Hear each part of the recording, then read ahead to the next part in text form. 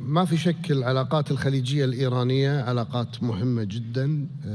تتعاطى دول مجلس التعاون مع إيران حسب علاقاتها الثنائية، كل على حدة حسب علاقاتها الثنائية.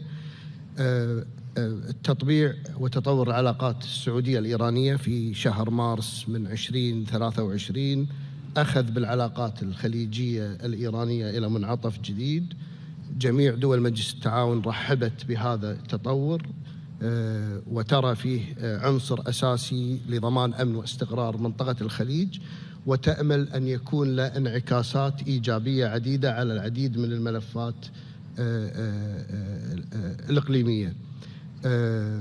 نحن نتعاطى مع إيران بكل صراحة وحوارنا مفتوح، ونتحدث وإياهم على ضرورة وأهمية عدم التدخل في شؤون الدول، احترام القوانين والأعراف الدولية، والعمل على أمن وضمان أمن واستقرار المنطقة.